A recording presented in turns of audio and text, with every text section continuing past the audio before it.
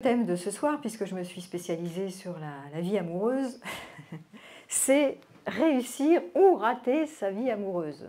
Alors à chaque fois, je prends un angle différent. À chaque fois que je donne une conférence, j'ai fait plus de 575, je crois, vidéos. Donc je prends toujours un angle. Voilà. Là, l'angle de ce soir, il est spécifiquement porté sur c'est quoi réussir sa vie amoureuse, c'est quoi rater. Et puis avant de partir dans comment fait-on pour réussir sa vie amoureuse, je vais déjà poser la question que je me suis posée quand j'ai élaboré ce thème, c'est pourquoi on veut réussir sa vie amoureuse. Voilà.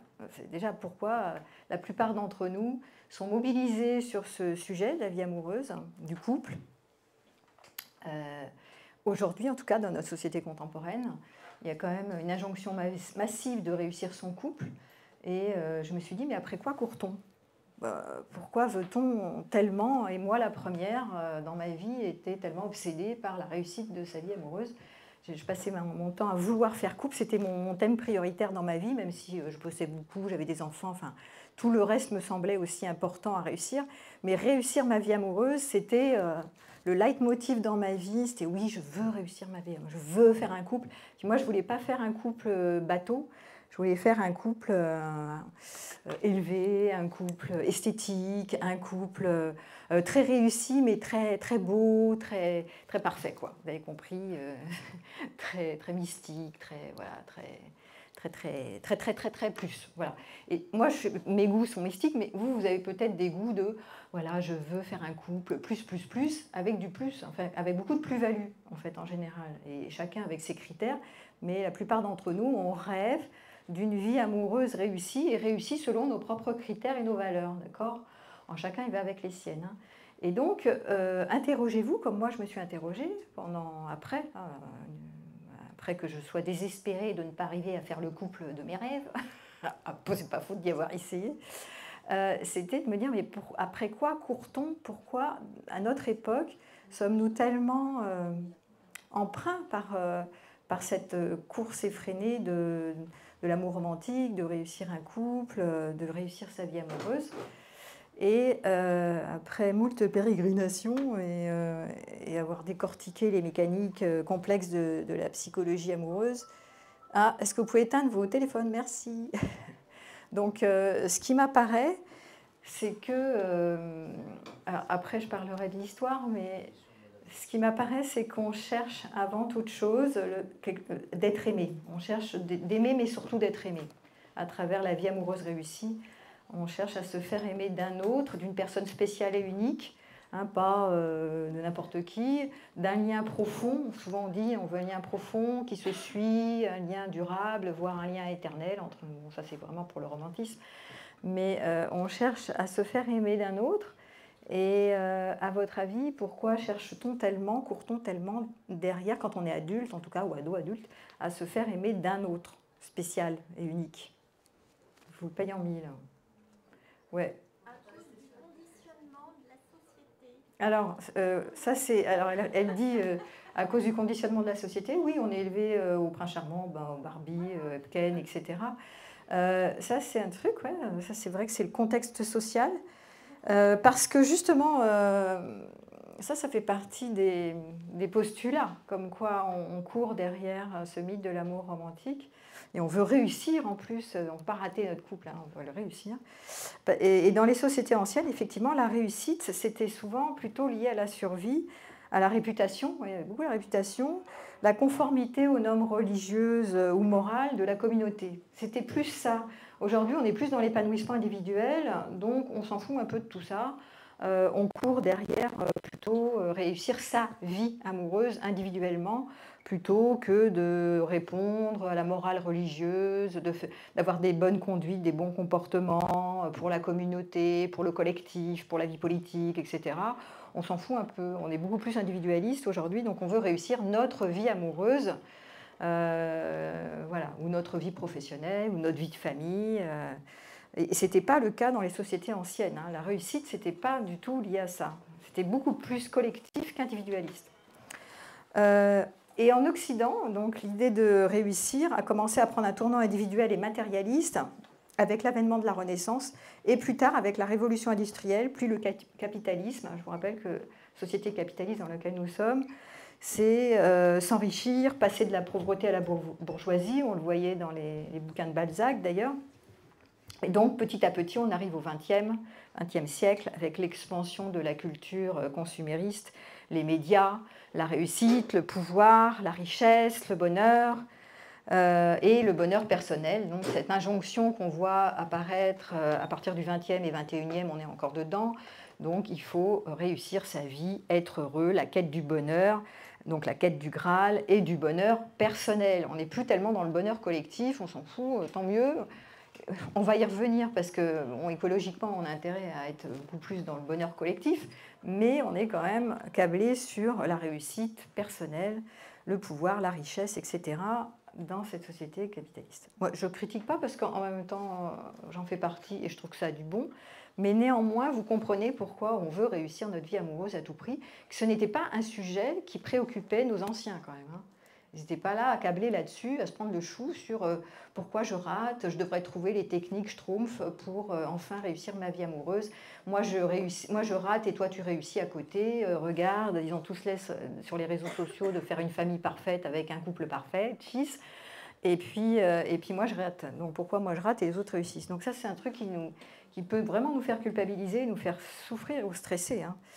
Voilà, donc le développement personnel et la psychologie positive va beaucoup faire augmenter l'idée de la satisfaction. On doit être satisfait.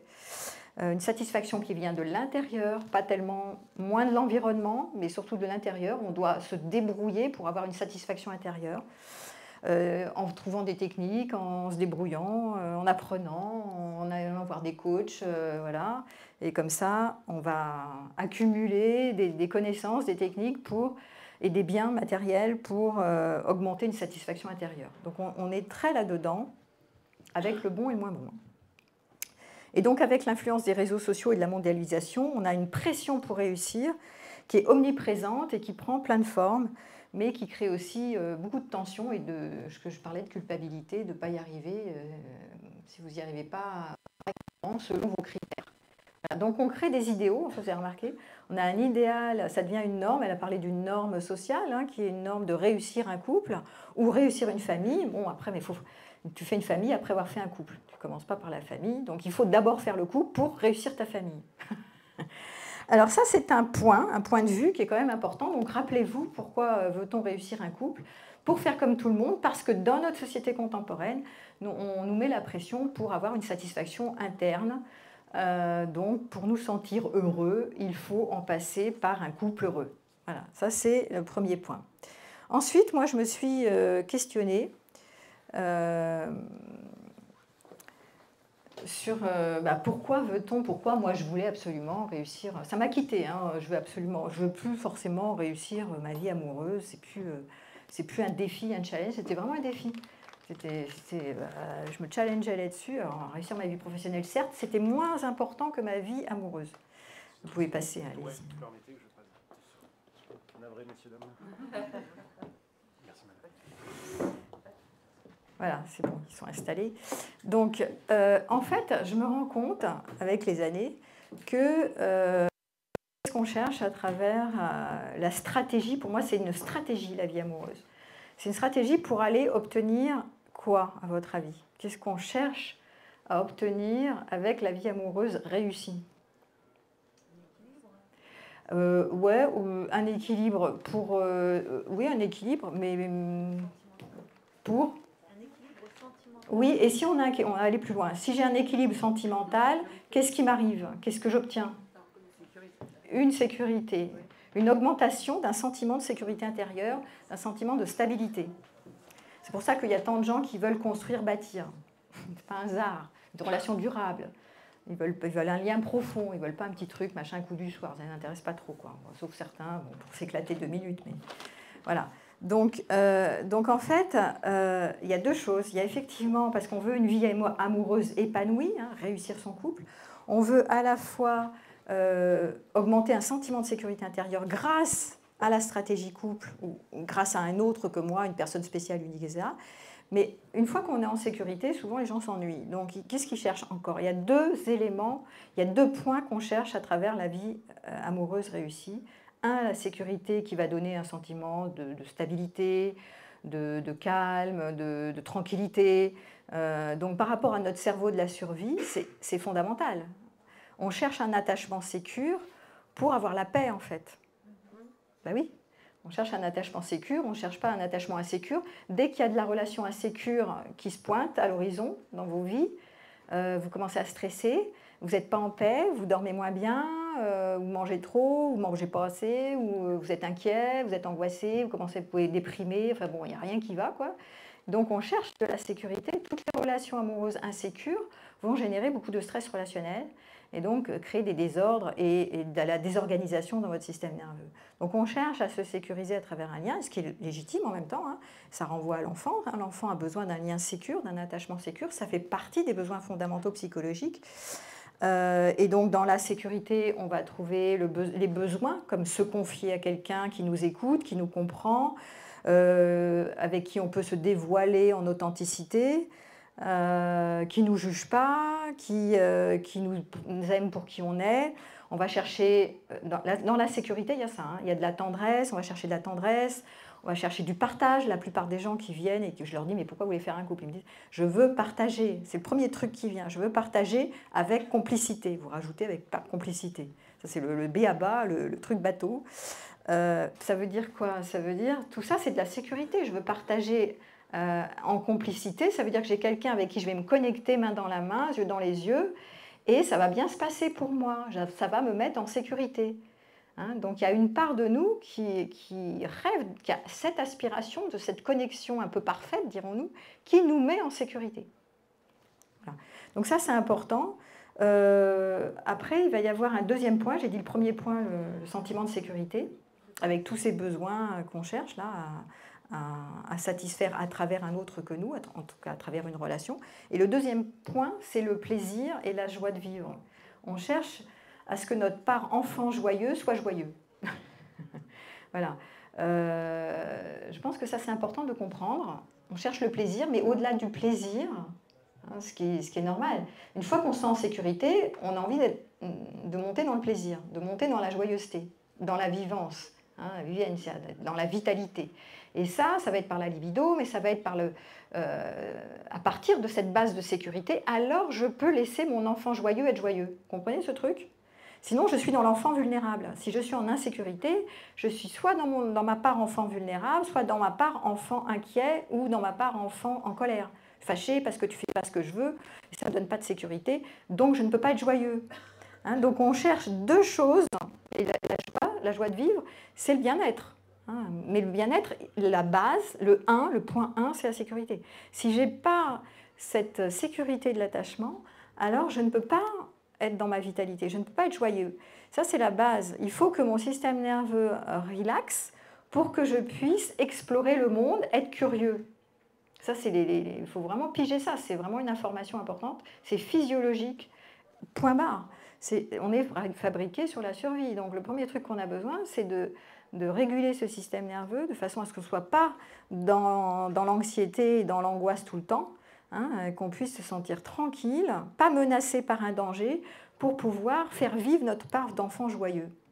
Voilà, ça c'est hyper important. Et donc l'enfant joyeux, vous allez le retrouver dans l'exploration de la vie amoureuse, vous allez le retrouver dans le désir. Hein, quand on désire être amoureux et quand on est amoureux, c'est cette histoire d'enfant joyeux qui est aux commandes. Ah ouais, ça y est, j'ai mon âme sœur, main dans la main, yeux dans les yeux, ça y est, je me sens connectée à toi, c'est magnifique. Et donc ce désir, c'est ce fameux enfant joyeux.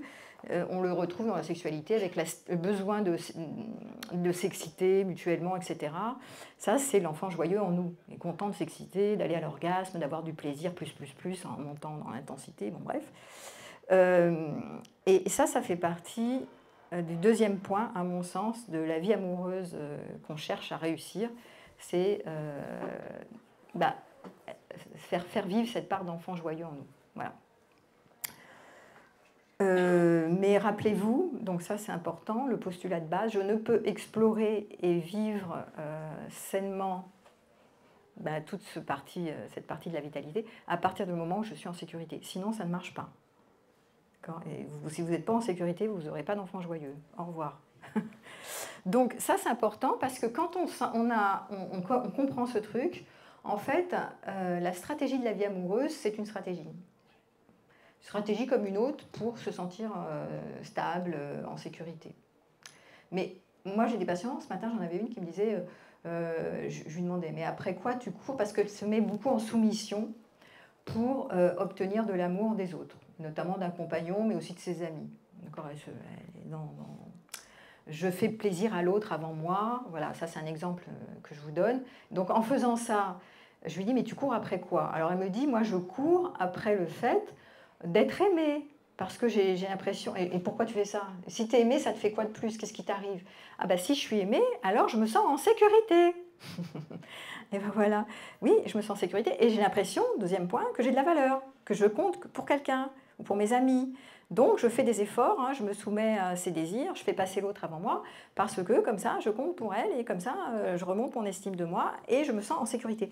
Mais donc, vous avez compris que c'est des stratégies, tout ça, pour quand on est adulte. On n'est plus des enfants, donc on n'a pas besoin de passer forcément par la stratégie de la vie amoureuse réussie pour se sentir aimé, pour se sentir en sécurité. Moi, je vous invite à réfléchir, à court-circuiter la stratégie pour apprendre par vous-même à augmenter un sentiment de sécurité intérieure sans forcément passer par la vie amoureuse.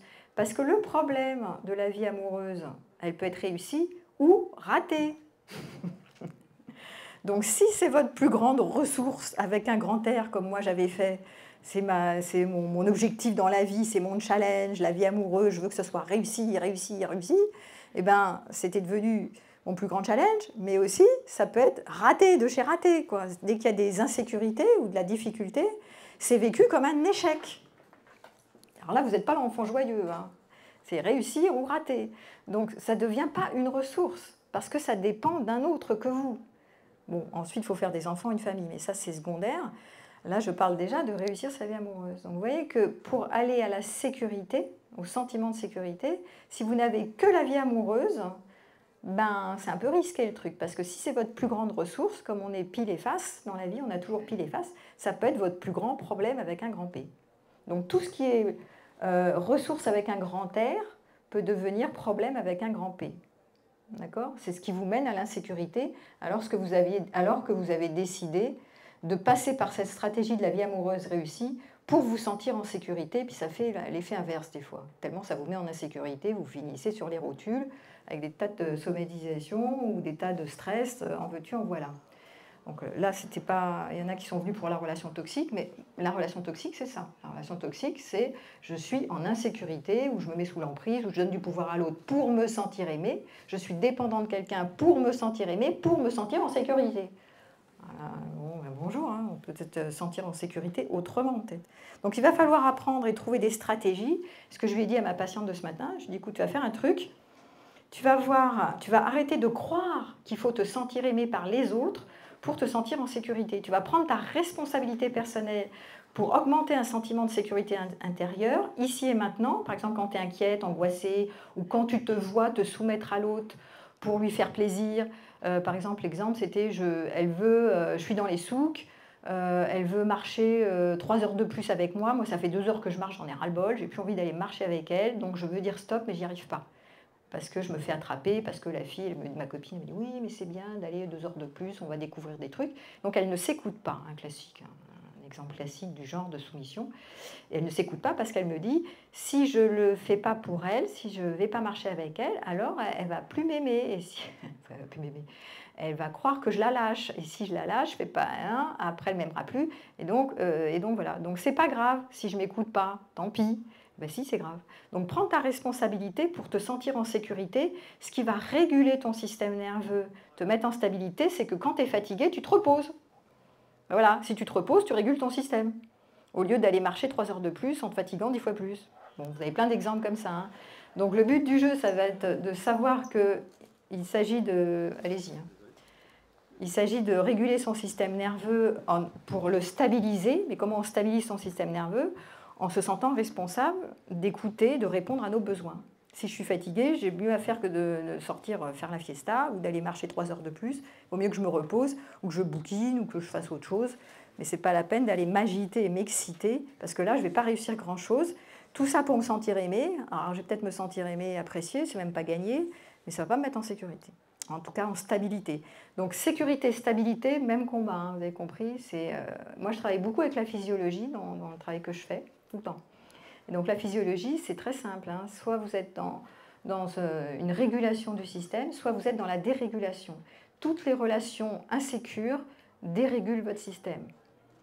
Et vous vous dérégulez tout seul en croyant que cette stratégie de faire pour l'autre, d'être dépendant de l'autre, d'utiliser l'autre pour aller bien, va vous faire du bien. Et ça, c'est un truc d'enfant, ça. Voilà. Et quand vous avez, ici, encore un point, quand vous avez un système stabilisé, quand votre système nerveux est stabilisé, quand vous êtes régulé, alors vous avez une connexion ici et maintenant qui se fait tout seul, qui est très présente. C'est-à-dire que vous êtes ici et maintenant. Vous n'avez pas besoin de faire des tas de techniques de méditation de ouf. Vous pouvez si ça vous amuse, mais il n'y a pas d'obligation de faire ça pour être connecté ici et maintenant. Tout ce qu'on vous apprend, la pleine conscience, c'est génial. Vous n'avez pas besoin de passer par là. Sur un système régulé, ça se fait automatiquement. Ça, c'est la bonne nouvelle. Donc, apprenez à réguler vos systèmes. Réguler, c'est comment j'augmente un sentiment de sécurité intérieure dans ma vie. C'est-à-dire, je peux dormir, je ne suis pas menacée, il n'y a pas de danger. Il n'y a pas de danger en ce moment dans mon environnement. Je m'organise pour m'écouter, pour ne pas me mettre en danger. Et ça va augmenter un sentiment de sécurité intérieure. C'est de votre responsabilité d'apprendre à augmenter ce sentiment de sécurité intérieure en diversifiant les stratégies, surtout en vous écoutant. C'est comme ça qu'on fait en général. Voilà. Et à partir de ce moment-là, vous aurez l'enfant joyeux, vous aurez de la vitalité pour tout et n'importe quoi, pour votre vie amoureuse aussi.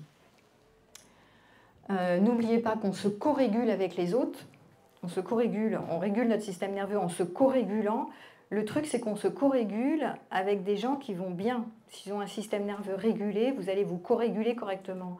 Si vous êtes avec quelqu'un qui est dérégulé, par exemple, il dort mal, il a des troubles du sommeil, il est agité, il bouge tout le temps, c'est un exemple basique, eh ben, vous allez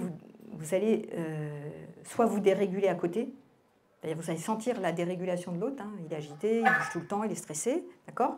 Ça va vous contaminer, dans le sens que soit vous allez jouer à l'infirmier, c'est-à-dire vous allez tenter de lui sauver la vie pour réguler son système, parce que si vous régulez son système, le bénéfice, c'est qu'il va réguler le vôtre.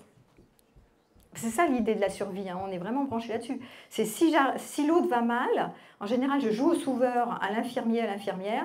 Pourquoi ? Parce que j'ai besoin de l'aider à réguler son système, parce qu'en retour, il va m'aider à réguler le mien. Parce qu'on se co-régule, l'enfant se co-régule avec le système nerveux de sa mère, qui est régulé normalement. Voilà, sinon il se dérégule.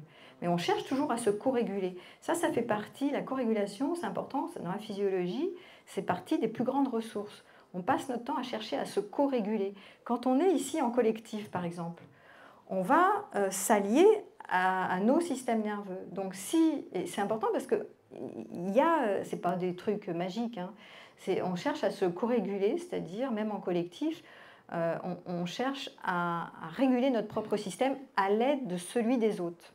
D'accord ? S'il y a des tas de gens qui sont complètement à l'ouest dans le groupe, ben, ça va faire des effets de contamination, de parasitage. Si tout le monde va bien, qu'on est dans l'entraide, la solidarité, tout ça, hop, on va se co-réguler.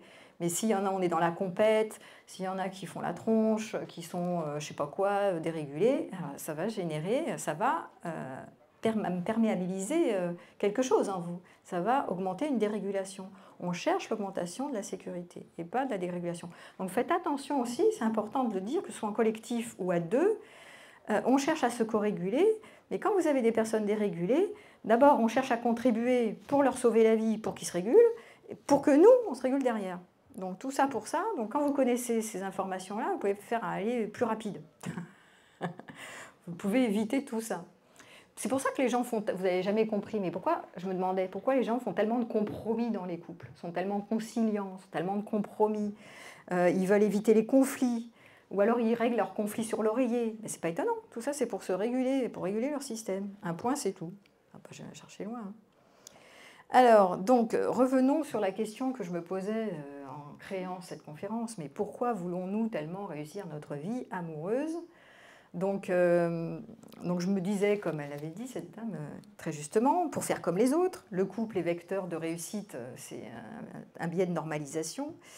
Le FOMO aussi. Le FOMO aujourd'hui, c'est Fear of Missing Out. C'est la peur de rater quelque chose. Donc nous sommes dans une époque formidable où on a une anxiété de rater, souvent, pas tout le monde, mais il y en a, ils ont une anxiété de rater un truc extraordinaire que les autres vont réussir. Voilà.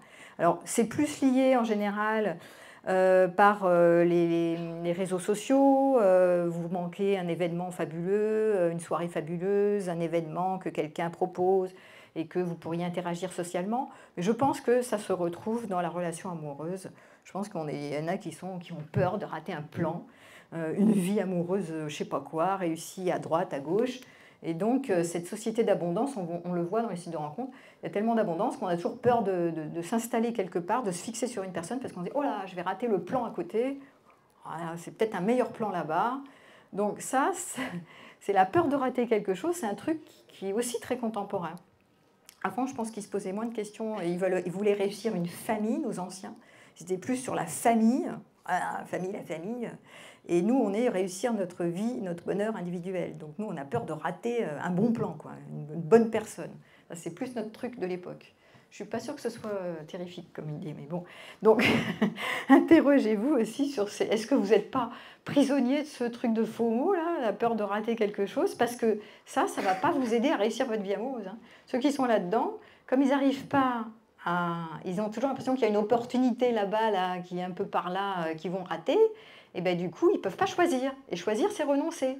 Donc on ne peut pas se mettre en sécurité, nulle part, si on est toujours là ou là-bas, et peut-être là-bas. On ne peut pas se renoncer à quelque chose, et du coup, on est nulle part. Et à être nulle part, en cherchant une relation parfaite, du coup, on ne se sécurise pas. Puis on fait beaucoup de dégâts autour aussi, parce qu'on insécurise nos partenaires, si on en a, parce qu'on ne veut pas rater le bon plan. Hein, donc ça, c'est ce qu'on appelle les gens qui n'arrivent pas à s'engager, qui sont toujours dans la séduction et qui veulent toujours pas rater un plan, une bonne personne quelque part, qui sont opportunistes. Voilà ce que j'en pense de ces histoires de FOMO. Donc ça ne va pas aider concrètement à réussir sa vie amoureuse. Alors, comme on a dit, pourquoi est-ce qu'on veut réussir pour bâtir, construire, donc se sécuriser par rapport à que vais-je devenir ? Que vais-je devenir ? Donc l'avenir étant incertain, plus l'avenir est incertain, plus on veut se sécuriser. Souvent, à deux, c'est mieux. On le sait, à deux, fort contre l'adversité. Donc, il y a des personnes qui sont empreintes de ça. Moi, je vous fais vous interroger sur de quel endroit ça part que vous courez derrière une vie amoureuse réussie. Donc, vous pourrez, suite à cette conférence, prendre un bout de papier et noter, tiens, qu'est-ce qui me fait courir après une vie amoureuse réussie ? Parce qu'on est tous un peu différents. Donc, on a chacun notre trip, quoi. Il y en a, c'est rater un truc, ne pas rater quelque chose. D'autres, c'est bâtir, donc c'est surtout me rassurer, être en sécurité. D'autres, c'est pour être vraiment dans l'intensité, ça j'en parlerai tout à l'heure. Voilà, donc posez-vous ces questions. Pourquoi vous voulez partager un lien profond ? Mais posez-vous la question, est-ce que vous voulez te poser ça ? C'est quoi le trip ? Est-ce que vous voulez faire comme vos parents qui ont toujours fait des familles et des couples ? Voilà, donc vous faites comme en loyauté familiale. Est-ce que vous le faites parce que vous voulez vous sentir en sécurité ? Est-ce que c'est pour, je ne sais pas quoi, pour faire comme vos amis, je sais rien. Pourquoi ? Pour éviter quoi ? Et pour obtenir quoi ? Et parce que pour obtenir, bon ça on vient d'en parler un peu, mais pour éviter souvent, alors moi je vais vous le dire en général, le classique du genre, j'évite quoi ? En voulant, en cherchant à réussir ma vie amoureuse. Qu'est-ce qu'on cherche à éviter le plus ? Voilà, à être seul. Le classique. Hein. Donc on évite le vide affectif, on évite le creux de la solitude où on se dit oh là, ça va être la cata. Ça va être terrible, la solitude, je vais être en insécurité. Le truc, c'est que très souvent, c'est une idée de l'enfance. Mais c'est souvent imaginaire. Je suis en insécurité quand je suis seule. En général, quand vous êtes seul, vous êtes chez vous, dans votre maison, à faire vos trucs, vos tâches du quotidien, à bosser. Bon, il y a peu de chances qu'il y ait du danger réel, en fait. Donc c'est interprétatif, souvent. Donc c'est intéressant de voir qu'on cherche à se mettre en sécurité à travers la stratégie du couple, parce qu'on a peur d'être seul, mais comme si la solitude était un danger. En réalité, ce n'est pas si dangereux que ça. C'est même pas dangereux du tout, en général. C'est vécu comme un danger. Voilà. Et physiologiquement, effectivement, dans la survie, on a réussi à survivre parce qu'on était en groupe. Donc, il y a ce truc de si je suis seule, oh là, c'est la cata, je vais mourir. Donc on retrouve ce fonctionnement chez nous, qui est très fort et très puissant, dans lequel il faut lutter contre, sinon vous êtes prisonnier de ces instructions qui vous desservent, en fait, parce qu'elles sont fausses, elles sont erronées. Donc pourquoi, poserez-vous la question. Donc ça, le PowerPoint, hein, je vous le laisserai sous la vidéo. Vous pouvez y avoir accès en accès libre. Je vous mettrai un lien pour télécharger si vous souhaitez faire les exercices, revoir ce que j'ai écrit, etc. Ensuite, puisqu'on est dans réussir ou rater sa vie amoureuse, il y a des personnes qui arrivent en consultation et qui disent « Ah mais moi j'ai tout raté dans ma vie, y compris ma vie amoureuse, et je ne veux pas rater ma vie amoureuse, c'est une catastrophe, je veux absolument... Et j'ai encore raté, j'ai 3 échecs consécutifs sur le poil, c'est une catastrophe. » Bon, là je rigole mais c'est pas drôle. Et donc ils arrivent avec ce thème de j'ai des échecs, ma vie est un échec, mes échecs amoureux, mais donc toute ma vie est un échec, enfin voilà. Donc en général, on peut s'interroger, en tout cas nous les thérapeutes, on s'interroge, est-ce que la personne elle n'a pas un schéma échec qui se balade quelque part. Alors le schéma échec, c'est la prédiction. J'ai échoué quand j'étais... Enfin, on m'a fait croire, on échoue, parce qu'on ne réussit rien, on ne rate rien en réalité. On ne fait que des expériences dans la vie. Mais quand on vous fait croire, quand on est enfant, que vous échouez, par exemple, vous ne réussissez pas votre vie scolaire, vous n'êtes pas très bon à l'école, vous êtes dyslexique, dysorthographique, ou vous n'êtes pas adapté au scolaire, on va vous faire croire que vous échouez. Vous êtes une mauvaise personne, vous échouez, d'accord? Donc quand on vous fait croire, que vous êtes enfant, que vous échouez, vous pouvez généraliser et croire que vous échouez tout et n'importe quoi dans la vie et que vous allez continuer à le faire et que vous serez toujours stupide, inadéquate, moins bon que les autres, la preuve, et que vous serez toujours insatisfait de vos performances et que c'est extrêmement douloureux tout ça. Il y a des gens qui ont le schéma échec et qui sont complètement coincés et qui se mettent des objectifs de réussite, que ce soit professionnel. Alors là, on est sur la vie amoureuse, donc je me challenge pour réussir ma vie amoureuse parce que je ne veux pas avoir des échecs cuisants dans ma vie. Donc ils ont une représentation de ce qu'est la vie amoureuse réussie. En général, c'est la petite maison dans la prairie, d'accord, le couple avec les enfants, nanana. Ou si vous êtes divorcé, c'est le couple, je sais quoi, enfin, où on se voit, pas chacun chez soi. Enfin bon, il y a des représentations que... Comment on est heureux, on fait cheese, c'est le prince charmant, il nous prend la main, voilà, on est joyeux, on est connecté. Donc il y a des tas de représentations sur c'est quoi un couple réussi. Mais ceux qui ont le schéma échec, ils vont se challenger pour réussir, sauf qu'ils vont retomber toujours dans l'histoire de l'échec. C'est-à-dire, ils vont se dire, moi j'ai moins de valeur que les autres, par exemple sur le marché de l'amour, on voit beaucoup de femmes avec ça, hein. Moi, je suis moins désirable, donc je réussis moins que les autres. J'ai moins de valeur que les autres, d'accord? Les autres réussissent, c'est pas moi. Donc, ils vont se comparer. La plupart des gens réussissent. Moi, je vois plein de patients comme ça. Oh, mes amis, ils réussissent en amour. J'ai plein de couples autour de moi qui réussissent et moi, je rate. Donc, ça peut être un schéma échec qui est, je suis orientée sur la vie doit être une réussite. Je dois réussir mes objectifs à atteindre. Je ne dois pas rater. Et donc, forcément, s'ils ont une expérience un peu douloureuse ou difficile, ou de l'insécurité dans leur couple, ils vont dire, ça y est, j'ai tout raté. Je divorce, j'ai raté. Voilà. L'autre me quitte, je rate. Et il ne rate rien, en fait. C'est juste que, bon, voilà, il s'est passé des tas de choses qui se jouent dans leur histoire, qui fait qu'ils arrivent à un moment donné où il y a une séparation. Mais ni on réussit, ni on rate. Mais c'est vécu, la douleur augmente parce que je le vis comme un ratage, je le vis comme un échec. Pourquoi? Parce qu'on m'a fait croire, je vous rappelle, que quand j'étais petit, je ratais ou je réussissais des trucs. Donc ça, c'est très malsain. Donc sortez de ce truc, sortez de ces conditionnements j'imagine que réussir, c'est génial, que rater, c'est une cata. Voilà. Donc ça, c'est pas terrible. Ça va pas vous aider, en tout cas, hein. Il n'y a pas besoin de batailler pour réussir sa vie amoureuse, hein. Ça se fait ou ça se fait pas. Et si ça se fait pas, il n'y a pas de... c'est pas dramatique, quoi. Sortez, allégez un peu vos trucs de je rate ma vie amoureuse, je rate ma vie amoureuse, les autres réussissent, c'est pas moi. Bon. Quand on voit qu'on cherche à se mettre en sécurité, c'est pas dramatique, hein. Pourquoi est-il si difficile de réussir sa vie amoureuse? Alors ça, c'est une question que je me suis posée, d'ailleurs. Parce qu'on a des attentes élevées, parce qu'on cherche à se compléter à travers une âme sœur, une relation parfaite, je l'ai déjà dit, ce qui nous met une pression énorme avec des attentes irréalistes. Et donc, même cette histoire de se compléter, souvent j'entends des fois des gens qui me disent voilà, j'étais dépendant affectif, je cherche à me détacher pour arrêter de me sentir complet par l'autre, donc je dois me compléter par moi-même.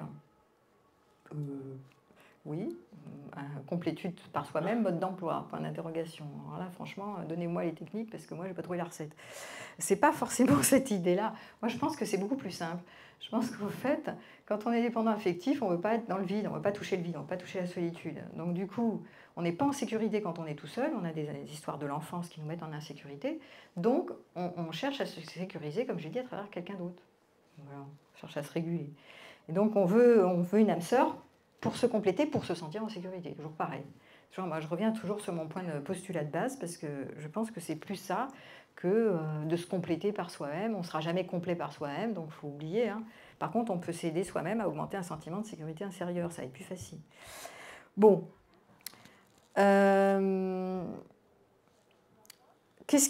Pourquoi est-ce que c'est difficile de réussir sa vie amoureuse? Parce qu'on répète des schémas. Ça, c'est là, vous le savez, je vous le redis, parce que ça, c'est le point de base. On répète tous des schémas. On est tous névrosés, donc on répète des schémas.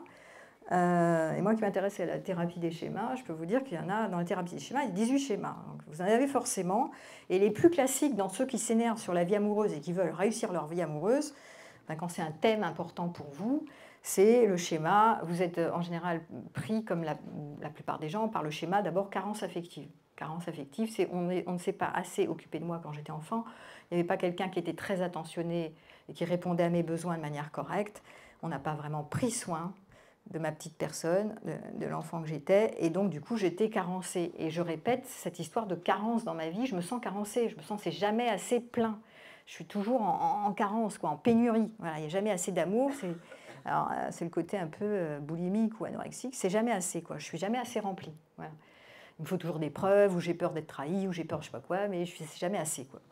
Donc on est en insécurité tout le temps quand on répète ce schéma carence affective. Donc ça fait partie de ce que l'enfant aurait dû recevoir, cet attachement sécure qu'il n'a pas reçu, et qui crée effectivement une vie difficile en amour. Ça ne va pas réussir souvent parce que la carence va rester.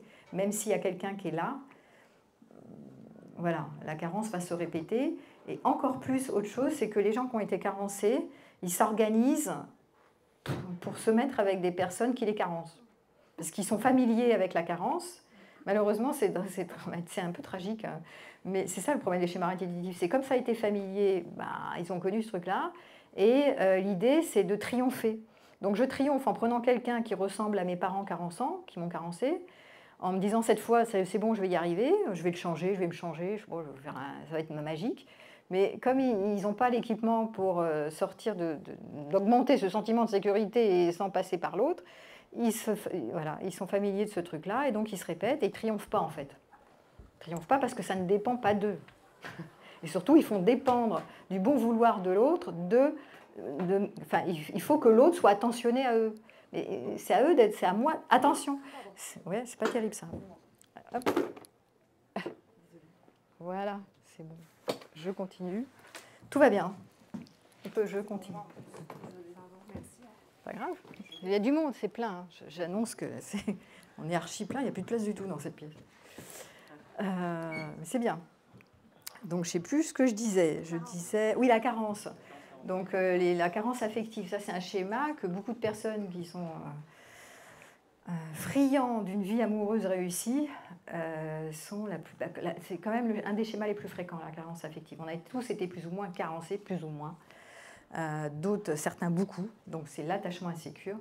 Et donc, forcément, ça va se répéter et vous ne risquez pas d'avoir de la satisfaction en répétant ce schéma. Donc ça se traite évidemment en thérapie quand même. Il faut travailler sur le vide affectif, hein, à apprendre à gérer sa solitude, à se mettre en sécurité, comme je l'ai dit, par soi-même ou par d'autres biais ou d'autres vecteurs, mais pas attendre de l'autre qui nous répare, parce que c'est catastrophique. Et puis en général, ces personnes qui ont été carencées, quand elles ont un gentil là, qui est à leurs pieds, un altruiste, elles n'en veulent pas, quoi. Elles sont là, oui, c'est gentil, il est gentil, oh, c'est bien, gentil, hein. Gentil la garçon, gentil la terre. Bon, c'est bien. Mais voilà, mais ça marche pas parce qu'on veut à la fois cette sécurité, mais quand on l'a, on veut quelqu'un qui nous fasse vivre une vie intense, amoureuse, une vie intense. Une vie on veut être amoureux. Donc l'intensité, ça va avec le manque. D'accord ? L'état amoureux, ça va avec le manque. Donc le gentil, qui vous répare de votre carence, une fois que vous l'avez, d'abord c'est jamais assez, il ne fait pas correct. Puis après, il est trop gentil ou elle est trop gentille. Donc elle veut vous sauver la vie, mais en fait, comme on n'a pas besoin d'un infirmier, d'un infirmière, on n'a pas besoin de quelqu'un qui nous sauve la vie, on a besoin de nous sauver de notre vie. On n'a pas besoin des autres pour nous sauver de la vie. Ça, c'est pas vrai, ça. On n'est pas en train de se noyer toutes les 2 minutes. Donc ça ne marche pas. C'est pour ça que vous prenez toujours des râteaux en attendant qu'il y ait quelqu'un qui vous répare, qui vous sauve la vie, qui soit tellement attentionné, qui vous répare de toutes vos carences. Et vous me dites, ah mais il est très gentil, mais finalement, je ne sais pas, je ne comprends pas pourquoi je ne m'intéresse pas aux trop gentils. Finalement, il me saoule au bout d'un moment. Moi, je préfère ceux qui me fuient, qui m'évitent, qui ne veulent pas s'engager, qui ont pléthore de nanas ou de mecs qui leur courent derrière. Alors ceux-là, ils m'intéressent, je leur cours derrière, ils sont charismatiques. Mais les gentils, c'est bien, ils me réparent, mais j'en veux pas. Parce que c'est pas ça l'idée. L'idée, c'est d'augmenter votre sécurité en étant autonome. Hein, un des besoins physiologiques fondamentaux, on parle de l'attachement sécure. Un autre besoin psychologique fondamental, c'est appartenir à des groupes. Et le troisième, c'est d'être autonome. Être autonome, c'est se sentir capable de se débrouiller par soi-même, de se protéger par soi-même. C'est pas l'autre qui va nous protéger pour notre vie, c'est moi qui vais me protéger pour ma vie. Voilà. Donc c'est quand même un essentiel. Donc à chaque fois que vous prenez des râteaux, quand vous ne prenez pas cette direction, c'est normal. Donc les gens qui sont carencés, hein, je répète, là on est parti sur la carence affective, qui est un schéma classique. Eh bien oui, c'est pas, vous ne réglez pas du tout le problème, vous l'aggravez en cherchant à être réparé de votre enfance dramatique par quelqu'un qui va être très attentionné, parce que des fois ils ne sont pas si attentionnés que ça, ou ils le sont plus, et puis de toute façon, s'ils sont très attentionnés, vous n'en voulez pas non plus. Donc, ils vous désintéressent, vous ennuyez, hop, on les crabouille, on en a marre. Bon, c'est un grand classique, on s'ennuie en fait, c'est ça le problème. Hein. Donc les schémas répétitifs, il y en a souvent, et donc ça appuie au mauvais endroit, hein, vous avez compris, avec aussi le schéma abandon que j'avais traité la dernière fois, je crois que j'avais fait le schéma abandon. Pour ceux qui ne l'ont pas écouté, j'ai fait 1h30 de conférence sur c'est quoi le schéma abandon. Je vais être quitté, on va me trahir, on va m'abandonner, on va me lâcher la main, etc. Donc il y a beaucoup de gens qui sont intéressés pour réussir leur vie amoureuse, pour réparer ces schémas de carence affective et d'abandon de quand ils ont été petits. Mais c'est pas grâce à la relation amoureuse qu'ils vont régler ça. Hein. Ça peut même aggraver. Je vous rappelle que la plus grande ressource, ça peut être votre plus grand problème. Voilà. Qu'est-ce qui fait que c'est si difficile? C'est les différences. Hein. Souvent, on se rencontre, on est à peu près, on a l'impression qu'on est du même genre. Enfin, on a les mêmes goûts, les mêmes couleurs, les mêmes envies. Enfin, on voit dans la même direction. Puis, on évolue différemment. Et puis, on se rend compte qu'on n'est plus du tout les mêmes. Donc, ça, c'est sorti de l'aveuglement de la zone amoureuse. On a le travail à faire sur l'acceptation des différences. Et cette étape de la vie de couple, très souvent, ça passe pas. Enfin, ça passe mal. Il y a beaucoup de gens qui n'arrivent pas à accepter la différence de l'autre. Ils veulent que l'autre soit un miroir de... On a les mêmes goûts, les mêmes... Voilà, hein, on est fusionnel. Donc les gens qui ont été carencés attendent une connexion parfaite. Donc une connexion fusionnelle. Quelqu'un qui est fusionnel, qui pense comme moi, qui voit comme moi, qui sent comme moi, qui est parfait, quoi. Sauf que la relation va célébrer la différence, pas mon double de moi-même.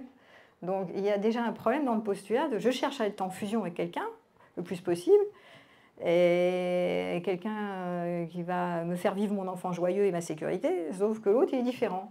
Au bout d'un moment, je me rends compte qu'il est différent et ça m'énerve. Je veux pas, soit je veux le changer, soit je veux qu'il se change, soit que je sais pas quoi. Donc il y a un travail sur l'acceptation des différences et prendre conscience que ce qui rend difficile, c'est justement cette possibilité de faire avec quelqu'un de différent ou pas. Parce que ça peut être aussi de vous respecter, de trouver un autre chemin pour vous sentir en sécurité sur Terre, que de faire affaire et de vous plier en 4, en 10, en 50. J'avais une amie qui disait se contorsionner pour accepter la différence de l'autre. Parce qu'il y a des choses qui ne sont pas négociables. Donc qu'est-ce qui est négociable, qu'est-ce qui n'est pas dans les différences de mon alter ego avec qui je partage un couple, par exemple. Et puis ensuite, de mettre une limite, mais d'arrêter de pleurer sur mon sort. Je ne suis pas victime.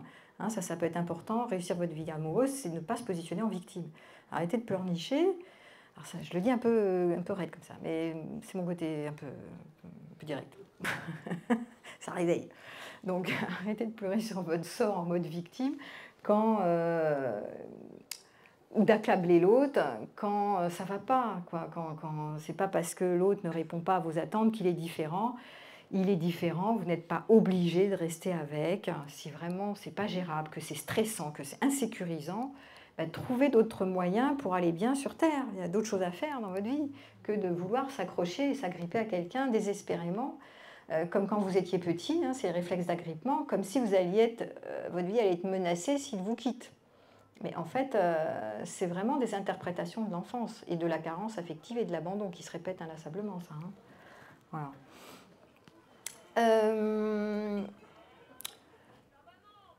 Ouais, c'est ça ce que je disais, l'évolution personnelle, on change avec le temps. Ce qui nous attire au début, on va le détester après en général. Donc, par exemple, quelqu'un qui brille de tous ses feux, qui est narcissique, d'accord ? Quelqu'un qui est charismatique, qui brille, qui parle bien, qui ceci, qui cela. Eh bien, on va l'admirer, c'est pour ça qu'on va se mettre avec, on va dire « Oh là là, c'est génial, j'admire tellement cette personne ». Puis après, on n'en peut plus, parce qu'il est tellement narcissique qu'il ramène tout à lui, tout à elle, et il a le contrôle, il faut le suivre partout, il décide pour nous, etc. Et du coup, ça nous saoule. Donc, on finit par détester ce qu'on appréciait le plus en général. Donc ça aussi, c'est intéressant de voir, souvent, on rate notre vie amoureuse, parce qu'on admire des qualités au départ, qu'après, ça nous insupporte, en fait. Voilà. Qu'est-ce qui nous rend la vie difficile aussi ? Souvent les couples le disent, hein, les couples qui vivent en famille, le travail, la logistique, le fait d'être en couple dans une maison. Des fois, il y a des préoccupations écrasantes et du coup, ils n'ont plus de vie relationnelle. Donc ça aussi, de passer du temps dans la vie relationnelle, dans l'intimité de la vie relationnelle, ça peut être aussi... souvent, les thérapeutes ou les coachs, pas les thérapeutes non, mais les coachs, souvent, ils disent... Bon, combien de temps vous passez dans votre vie à deux, votre vie intime, quoi. Intime, c'est-à-dire à vous deux, pas avec la famille, pas avec votre boulot. Et souvent, c'est un peu une chimère, quoi. Il y a beaucoup de gens qui ne passent pas tellement de temps avec l'autre parce qu'ils se connaissent, ils sont habitués, donc ils sont dans leur routine. Ils estiment que, voilà, papa, maman, les enfants. Et du coup, ils ne prennent pas tellement de temps pour faire des choses à deux, rien qu'à deux. Bon, c'est un peu dommageable. Voilà. Qui passe comme il fait. Oui, autre chose qui peut rendre difficile la vie amoureuse, la pression des normes, on l'a déjà dit, il faut se marier, il faut avoir des enfants, il faut faire un couple, il faut faire un couple. Alors, on sait pas... Alors, quand vous êtes dans ce truc, si vous êtes dans il faut faire un couple, vous allez être gentil, vous allez vous poser la question, mais pourquoi je veux faire un couple absolument ? Et donc la vision traditionnelle, en général, le couple tradit, c'est avoir une belle histoire d'amour. J'ai tellement entendu ça.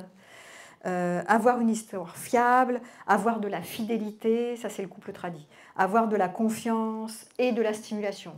Un peu d'excitation quand même, parce que sinon on est dans une époque où on ne veut pas s'ennuyer à mourir. On veut quand même de la stimulation, de l'excitation, du désir, des orgasmes, sinon on se fait chier.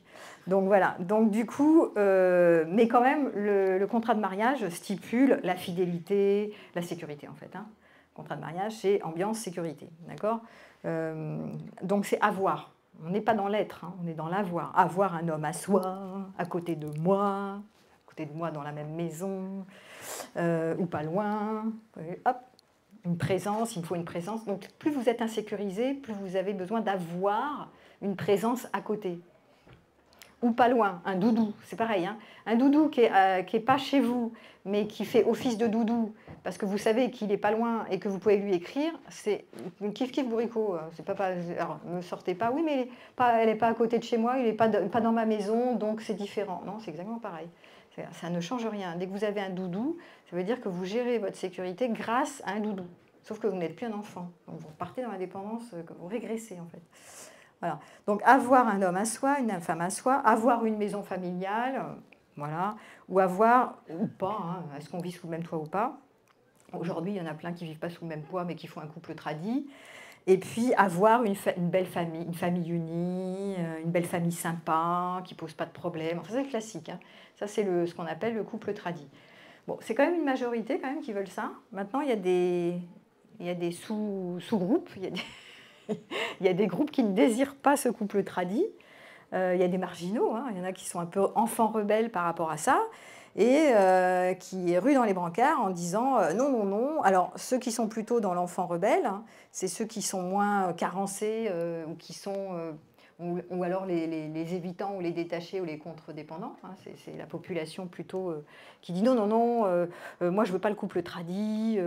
Alors vous avez les orientations homo, LGBTQ, machin, tout ça, mais c'est toujours un peu l'enfant rebelle hein, qui est aux commandes. Hein. C'est je veux pas faire comme tout le monde. Je ne vais pas m'engouffrer dans les moutons. Moi, je ne suis pas un mouton, moi, d'abord. Donc, l'enfant rebelle, c'est l'enfant en colère. Donc, vous vous rappelez, il y a l'enfant joyeux, c'est ce qu'on cherche. L'enfant joyeux qui est curieux, qui explore le monde. L'enfant en colère et l'enfant vulnérable. Il y a 3 par enfant en nous. D'accord ? Donc, l'enfant rebelle, c'est celui-là. Hein, pas un couple tradi, moi, je m'en fous. Moi, c'était mon cas. Pas un couple tradi. Faire un couple polyamoureux, faire un couple, je sais pas quoi, mystique. Je vais faire un couple toutes les couleurs. Mais je ne vais pas faire un couple tradi parce que c'est dans la norme. Donc, mais c'est pas mieux, parce que cette énergie de l'enfant en colère n'est pas plus intéressante que l'enfant vulnérable. En fait, on n'en a rien à foutre. C'est juste que c'est pas du tout en lien avec un sentiment de sécurité intérieure. Ça ne part pas du même endroit. Donc comprenez-le. C'est important de piger ce truc-là, parce que sinon vous croyez que ce que vous pensez est vrai. Non, c'est pas mieux de faire un couple marginal qu'un couple tradi. Ça va rien changer. Et le but du jeu, c'est de vous sentir en sécurité et joyeux, et de pouvoir être connecté ici et maintenant. C'est un peu ça l'idée. Donc, ceux qui sont pas tradis, souvent, ils veulent de l'excitation et donc de l'intensité. Alors, eux, ils sont amoureux d'être amoureux. Pour eux, réussir un couple, c'est vivre des choses ensemble, qui sortent de l'ordinaire, faire des tas d'expériences extra, rester passionné, amoureux jusqu'à la fin des temps, nous la faire Tristan et Iseut, explorer ensemble des tas de trucs sexuels ou je sais pas quoi, des tas de voyages, des tas de machins, partir au bout du monde, enfin, il faut faire des tas de trucs... faut faire des tas de trucs pas comme tout le monde, enfin, faut pas arrêter de bouger, quoi. Avoir beaucoup de rapports sexuels ou beaucoup de rapports affectifs avec le couple, avec d'autres, s'enrichir. Faut pas du plat-plat, quoi. Vous avez compris ? Ça, c'est l'intensité. Réussir sa vie comme vecteur d'intensité. C'est une représentation, hein. Je ne dis pas que c'est bien ni mal, hein. Il n'y a pas de jugement moral. C'est juste que vous voyez qu'il y en a qui courent après bâtir, construire le couple tradit et d'autres qui courent derrière l'intensité. C'est 2 branches différentes. Et bon. Donc il ne faut pas s'appauvrir, il faut continuer de chercher là où pourrait se trouver de la nourriture intense. Sauf que ceux qui sont là-dedans, le seul blême, c'est que l'intensité, ça va avec le manque, je l'ai dit tout à l'heure. Donc du coup, il y a beaucoup de souffrance au rendez-vous. Il y a beaucoup de passion, il y a beaucoup de souffrance. Et il y a beaucoup de névrose. Donc ils ne vont pas trouver la paix là-dedans, hein, ça c'est sûr et certain. Mais c'est pas grave, tant pis. S'ils peuvent inclure la souffrance, s'ils ne s'abîment pas trop là-dedans, eh ben, ma foi, why not, hein. Voilà. Mais l'intensité, alors il faut savoir, les gens qui sont là-dedans, qui vont se reconnaître dans ma vidéo sur « j'adore l'intensité, je ne peux pas m'en passer, il me faut de la passion, il faut que ce soit excitant la vie ». Il faut que je fasse des trucs extra parce que sinon ma vie est plat-plat, plan-plan, routinière, je m'ennuie de chez je m'ennuie. Donc ceux qui se reconnaissent, c'est un mode défensif. C'est un mode de protection en fait. C'est pas normal, c'est un mode de protection. C'est en fait parce que comme il y a eu pas mal de carences et de vide, de sentiments d'impuissance chez l'enfant, le fait d'aimer l'intensité, c'est pour pas sentir ce truc du vide qui est douloureux, ou toutes les émotions douloureuses qui ont été enterré, écrasé de l'enfance. Je ne veux pas sentir ça, je ne veux pas toucher ça.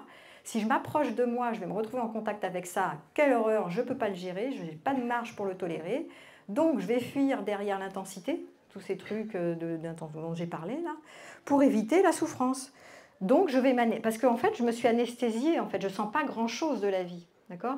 Comme je ne sens pas grand-chose, je vais courir derrière l'intensité, des sensations fortes, des émotions fortes, des machins forts dans tous les sens, parce qu'en fait, je ne sens pas grand-chose, je suis un peu anesthésiée. Donc tous les enfants qui ont eu des traumas du développement, d'accord, ils ont des empilements de figements dans l'organisme. Donc le figement, c'est des formes de troubles de la dissociation. Ils ne sentent pas grand-chose à l'âge adulte. Ils sont un peu anesthésiés, ils sentent peu. Donc quand on sent peu, on s'engouffre dans des machins passionnants, des trucs d'intensité. Voilà. On a besoin de ça, il y en a même qui scarifient. Hein. C'est le même truc, qu'on prenne de l'alcool, de la drogue, de l'hypersexualité, toutes les addictions, peu importe les addictions, c'est cette affaire-là. C'est cette affaire de je ne peux pas m'approcher de moi, parce que si je m'approche de moi, je retourne au contact avec des trucs que je peux pas toucher. C'est intolérable.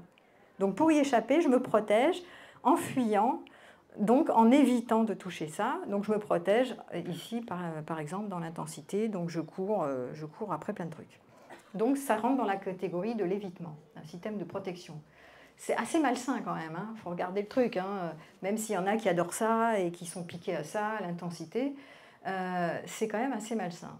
C'est pas génial parce qu'ils ne vont jamais apprendre comment sentir la vie intense autrement que par ces stratégies de passion, de je sais pas quoi, de sexualité de SM, de enfin, je sais pas quoi, enfin tout ce que vous imaginez quoi. Mais ça ne veut pas dire que c'est pas bien d'explorer, c'est juste quand c'est compulsif. Le problème, c'est pas d'explorer une fois, deux fois, c'est pas de problème. Explorer, c'est la curiosité. Être compulsif, ça veut dire je ne peux pas me passer de ça, quoi. Donc c'est une stratégie d'évitement. Okay, et il faut le traiter, parce que sinon, tôt ou tard, vous allez fatiguer, quoi. Ça fatigue. En fait, ça ne met pas en sécurité. À terme, ça insécurise, ça déstabilise le système, ça le dérégule. À courir toujours, vous poussez l'organisme. À un moment donné, il y a une zone d'effondrement. On ne peut pas pousser tout le temps dans l'intensité. On n'est pas sur l'accélérateur du matin au soir. Si on poum, à un moment donné, ça fait poum. Voilà. Bon, voilà. Qu'est-ce que j'avais dit? Oui, bon.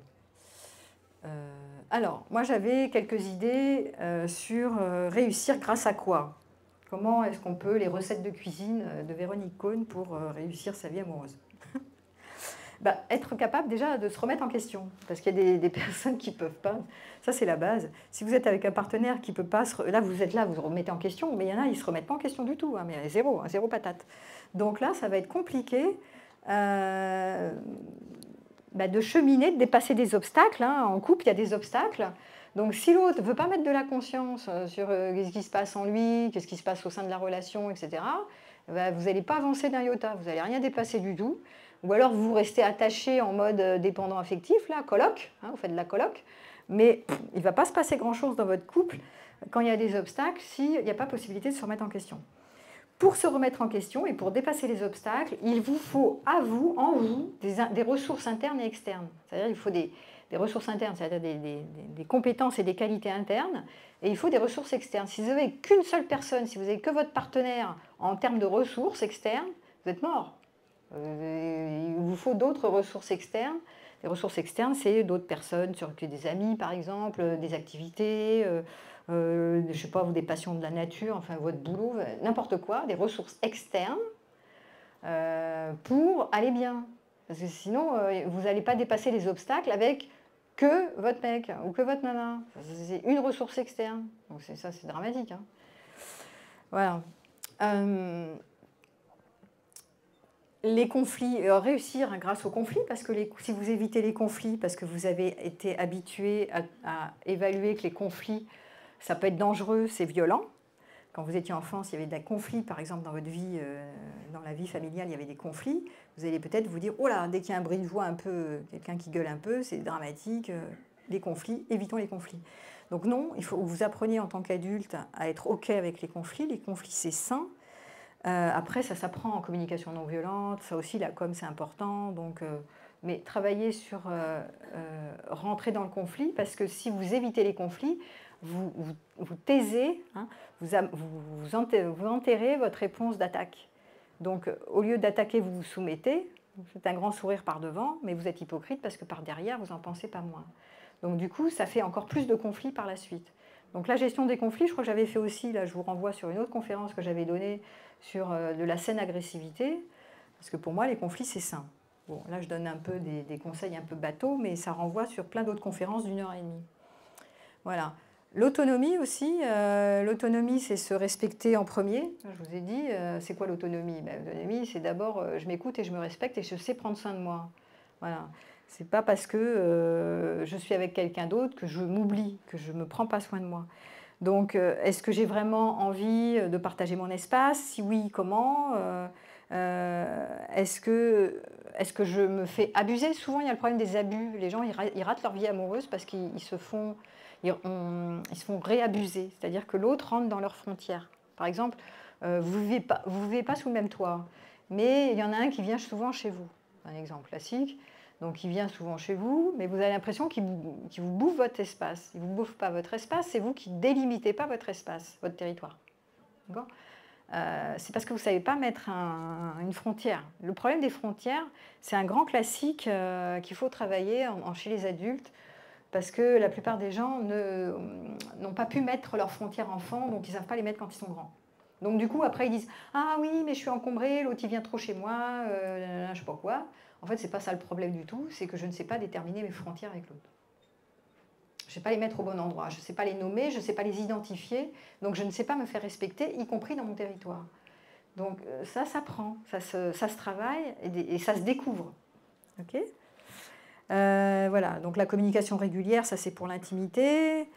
Et la question que vous pouvez vous poser, si vous cherchez l'autonomie dans la vie amoureuse, à mon avis c'est quand même une bonne chose, c'est de vous poser la question, qu'est-ce que je veux partager, qu'est-ce que je ne veux pas partager avec l'autre? Parce que pour moi, un couple sain, ce n'est pas un couple qui partage tout. Sinon, vous êtes dans le schéma fusion et vous avez cet idéal romantique qu'on doit tout faire avec l'autre, tout partager, bref, qui était aussi un schéma de nos grands-mères. Mais encore que, parce qu'il partait travailler, l'autre elle partait s'occuper de sa maison et sa famille, et ses enfants. Il y avait des rôles respectifs. Mais maintenant, les gens qui sont beaucoup dans le schéma de la fusion, donc qui sont quand même assez dépendants affectifs, eh bien, ils n'ont pas l'idée ils n'ont pas cette idée enfin, ils n'ont pas ce questionnement de qu'est-ce que j'ai envie de partager, qu'est-ce que je ne partage pas. Ça peut être mes amis. Pourtant, je ne partage pas mes amis. Il y a des amis en commun, il y a mes amis perso que je ne partagerai pas. Ça peut être des vacances, je ne partagerai pas toutes mes vacances avec. Ça peut être des repas. Vous n'êtes pas, parce que vous êtes ensemble, obligé de partager tous les repas. Ce n'est pas une obligation. Il n'y a aucune obligation en fait. C'est vous qui vous mettez des freins en disant un couple, ça doit fonctionner ainsi, on doit partager tous les repas. Parce qu'on ne se voit pas beaucoup, donc on doit partager tous les repas. Mais si ça se trouve, il y a un des 3 repas qui vous saoule, vous avez envie d'être tout seul ou pas manger. Et voilà, donc interrogez-vous toujours, c'est qu'est-ce que j'ai envie de partager et qu'est-ce qui ne me branche pas, de quoi j'ai envie, de quoi je n'ai pas envie.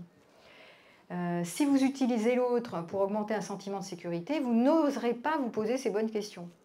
C'est-à-dire, pour vous, il y a des règles. Voilà, les règles, on ne fait pas n'importe quoi en couple, on prend tous les repas ensemble, point barre. Voilà, on est attentionné, on fait des compromis, etc. Mais interrogez-vous, est-ce que c'est chouette? Parce que ça ne vous rend pas la vie belle. Parce qu'après, vous faites payer. Par exemple, vous faites 3 repas, vous avez envie d'en faire 2, vous êtes forcé pour faire le 3e, vous avez fait des efforts, ras-le-bol. L'autre, il vous bavarde dans les oreilles, vous êtes saturé, vous avez envie de vous coucher, vous avez envie d'être seul. Ben, c'est pas OK, quoi. Ça vous fait pas du bien, en fait. Ça, c'est des exemples perso, parce que moi, je sais que j'aime pas toujours manger avec quelqu'un. Un peu, ça va, puis après, je suis un peu saturée. Parce qu'en fait, j'ai dit tout à l'heure que l'autre se régule ce système nerveux avec vous. Donc, en plus, moi, mes amis, je ne sais pas, certainement les vôtres aussi, ils parlent toujours de leurs problèmes amoureux. Moi, c'est toute la journée quand même. Hein. Donc, vous, ça va parce que vous n'avez pas, c'est pas votre métier. Mais moi, je me tape ça toute la journée. Le soir, j'ai mes potes qui arrivent. Et bien, vas-y, et patati, et tatata, et avec un tel, et avec un tel. Alors, moi, alors en plus, ils cherchent à se réguler ou à me demander tout simplement à se faire écouter. Je n'ai pas d'idée, hein, c'est mes potes. Ils se débrouillent sans moi, quoi.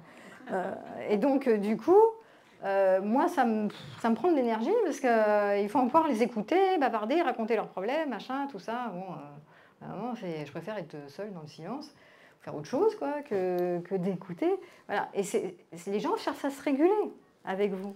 Donc, ça peut pomper de l'énergie, mais donc c'est bien d'oser, gentiment mais sûrement, hein, de dire bah oui, ça non. Moi, je veux bien que tu me parles, mais que tu ne me parles pas de tes problèmes amoureux, par exemple. Hein, parle-moi d'autre chose. Voilà, hop, moi, je dis souvent, le cabinet est fermé, à 19h, c'est fini. Hop, terminé, sinon tu vas voir ma collègue. Voilà. Réussir sa vie amoureuse. Donc, ça, c'est pareil pour moi, ça. Parce que avant, moi, je me disais souvent « Ah, je suis enthousiaste, j'ai rencontré une belle personne, comme c'est merveilleux, ça connecte à fond. » Et ça connectait tellement à fond que je me déconnectais. Et j'ai tendance à le faire, même en amitié, quand même. Ça, c'est un classique, je pense, je suis pas la seule. À se déconnecter de mes besoins et de moi. C'est-à-dire pendant que je suis enthousiaste et enthousiasmée par ce qui se passe entre nous, eh ben, je ne suis plus en contact avec ce qui se passe chez moi. C'est-à-dire, je me demande beaucoup moins. Je ne suis pas en train de me dire « Ah oui, mais là, est-ce que ça me va de l'écouter parler pendant 1 heure? Est-ce que ça me va d'aller au cinéma, là, maintenant? Est-ce que je n'ai pas plus envie de me reposer que d'aller faire un tour au ciné, par exemple? Hein, par exemple. Voilà. Donc souvent, le fait d'être dans une belle relation, je ne sais pas quoi, qui vous complète, enthousiaste, souvent il y a une perte. Pour beaucoup d'entre nous, vous perdez le contact à vous. C'est dommageable. Donc il ne faut jamais oublier de se scanner, de se sentir en fait, quelle que soit la belle relation ou la moche relation, on s'en fout de la relation d'ailleurs, pensez à vous scanner plusieurs fois par jour, ce qu'on appelle dans la théorie polymagale le scan interne. Hein. Donc je me scanne pour sentir émotionnellement, sensoriellement, comment je suis. Est-ce que je suis agitée? Est-ce que je suis détendue? Et donc ça va vous donner l'information de quoi j'ai besoin maintenant. Donc vous devez apprendre à être en relation, c'est-à-dire à être connecté à l'autre, en restant connecté à vous, à ne pas vous perdre quand vous êtes connecté à l'autre, surtout au service d'une belle relation. C'est ça, vous êtes mort. N'oubliez pas qu'on cherche la sécurité, donc on doit trouver de la sécurité en répondant d'abord à nos besoins. C'est ça l'idée. Ça, c'est la bonne nouvelle du jour. Voilà. Et puis après, on se raconte, moi je me racontais beaucoup, ouais, mais il va passer un bon moment. Alors si je fais un truc avec lui, il va passer un bon moment avec moi, donc s'il passe un bon moment, moi je suis heureuse, il va être heureux, et ben voilà, et tout ça, et après je perdais le contact à mon ressenti. Donc c'était pas, voilà. Et de ne pas culpabiliser quand vous donnez une limite, en disant, ben voilà, moi je préfère rentrer chez moi, je préfère dormir. Vous n'avez pas besoin de vous justifier quand vous prenez soin de vous. Pas besoin de dire, ah allez, je suis fatiguée, j'irai demain, t'inquiète pas, là aujourd'hui j'irai pas, ou là ce soir je ne mange pas avec toi. Vous n'avez pas besoin de vous justifier, vous prenez soin de vous. Un couple sain, c'est ça, je prends soin de moi, et toi, tu prends soin de toi. D'accord? Et on n'est pas obligé d'être tout le temps ensemble. Même si on se voit peu, ce qui est important, c'est la relation de qualité. Elle perdure dans l'invisible, elle perdure, le lien n'est pas coupé. C'est pas parce que je prends soin de moi et que ce soir je ne vais pas manger le repas avec toi et que toi tu vas faire autre chose pendant ce temps-là, toi tu vas prendre soin de toi, le lien n'est pas coupé. C'est ça qu'il faut que vous compreniez, parce que quand vous étiez petit, vous aviez l'impression que quand vous mettez une limite à l'autre, le lien est coupé. Et on n'est plus. On va se fâcher, l'autre n'est plus avec moi, donc le lien est coupé, et ce définitivement. Maman part dans la cuisine d'à côté, elle n'est plus avec moi, elle m'abandonne, je suis en danger pour ma vie, et elle va m'abandonner pour toujours. Je suis en insécurité. Non, ouais, aujourd'hui, c'est pas ça. Hein. En tant qu'adulte, vous devez apprendre à prendre soin de vous et que l'autre prenne soin de lui aussi. Et si vous n'êtes pas ensemble, ce n'est pas un problème. Voilà, ça c'est un truc d'adulte, c'est pas un truc d'enfant. Les enfants ne savent pas faire ça, c'est normal pour les enfants. C'est moins normal chez les adultes. Bon, je sais qu'il y a beaucoup d'infos dans ce que je vous dis, mais bon... Et si l'autre, il vous manipule en disant « Mais si, ça va te faire du bien », ça c'est un classique, hein. « Mais si, ça va te faire du bien, tu vas découvrir un nouveau film, où tu vas, on va se faire un bon resto, ça va être sympa, alors que toi, tu n'as pas du tout envie, tu es fatigué. » Vous pouvez vous faire attraper par le délire de l'autre. C'est de la manip, en fait. L'autre, il veut répondre à ses besoins avant de répondre aux vôtres. C'est normal, chacun est sur sa pomme. Donc chacun répond à ses besoins. Non mais c'est logique, on a tous notre intérêt perso. Donc moi, si j'ai envie d'aller au ciné, que toi, tu n'as pas envie, si j'ai envie, tu vois. Donc je vais dire, mais je vais insister. Donc et souvent, vous allez vous faire attraper parce que l'autre, il vous enrobe le truc. Mais si, c'est génial, tu vois, ça va te faire du bien. Ah, puis tu connais pas, puis c'est super. Et puis, oh, mais juste une heure, et hop, tu te fais attraper. Ça s'appelle de la manip. Voilà.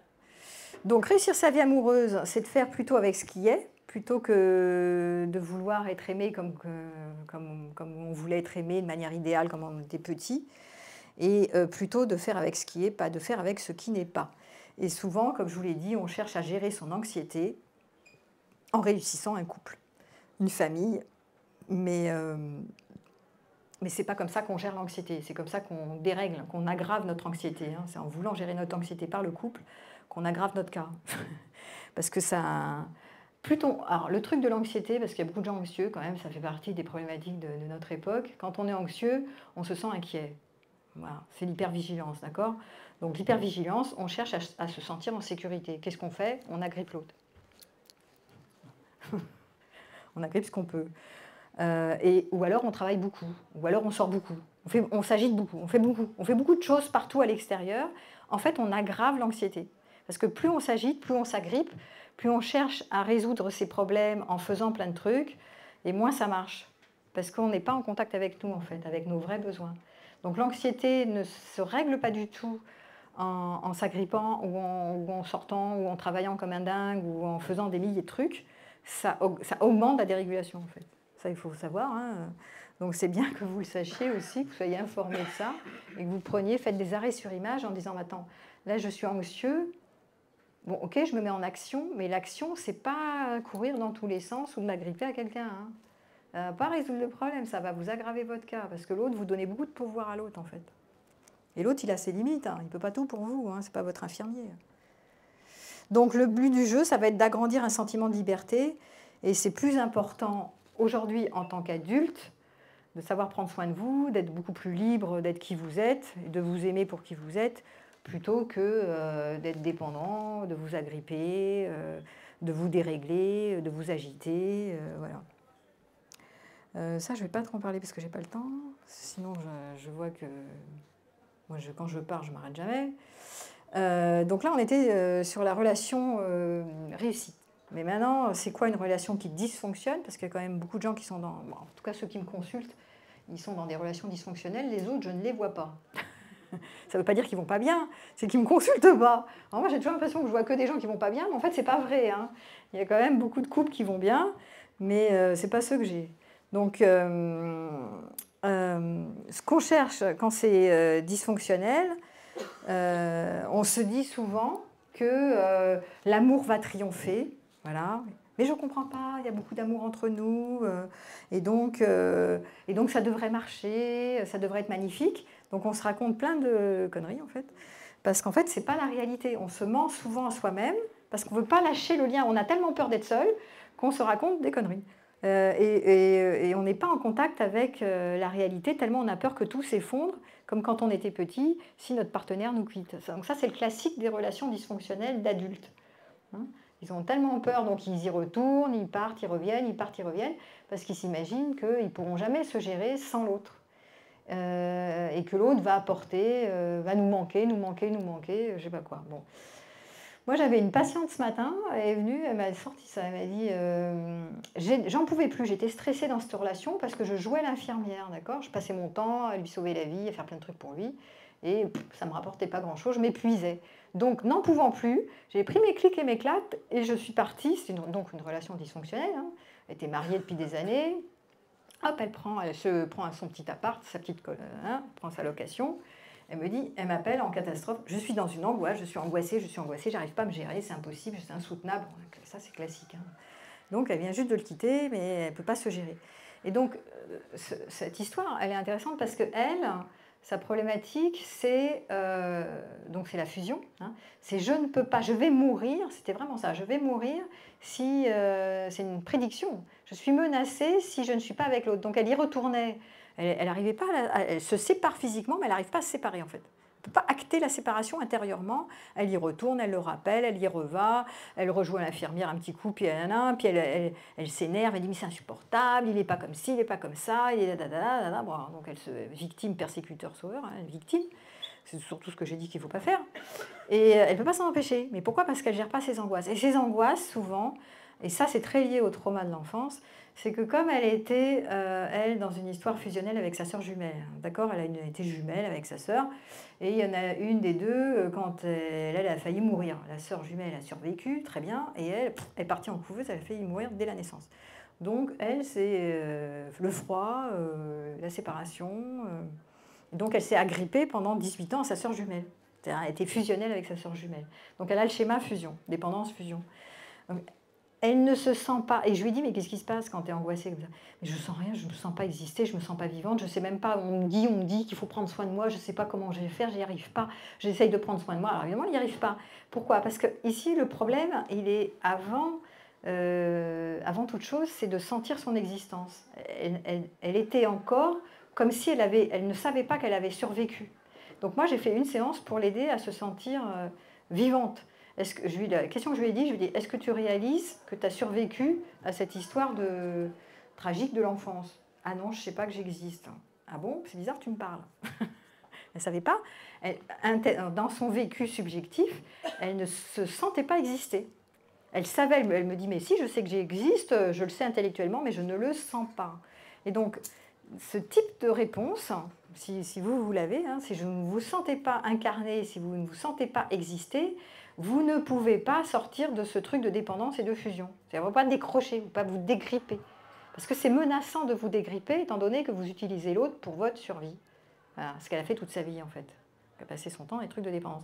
Donc, il faut apprendre à se sentir exister déjà. Hein, j'existe, je suis, avant de savoir qui vous êtes. On dit souvent, devenez qui vous êtes. Bah, on ne devient pas qui on est si on ne se sent pas déjà exister. Donc, dans cet exemple de patiente, c'est vraiment dans ce cas-là, c'est ce qui va dysfonctionner, c'est la dépendance, hein, ça c'est les symptômes, je suis dépendante, je n'arrive pas à décrocher, je suis angoissée, mais parce que je ne sais pas me sentir, j'ai un rapport à l'existence qui n'est pas là, je ne me sens pas exister, sauf en rentrant dans des sensations fortes et des émotions fortes, parce que je ne sens rien, je ne sens pas la vie. Voilà. Et donc il va falloir qu'elle apprenne à sentir la vie simplement avec des sensations agréables, des trucs. Alors, rater, c'est souvent un problème d'estime de soi. Rater une vie amoureuse, souvent, c'est en lien avec l'image de soi. Pourquoi? Parce que quand on est petit, on aurait aimé être accueilli, à l'inverse de ma patiente, de manière extraordinaire, de ne pas avoir à lutter pour la vie. Et là, ce n'était pas son cas.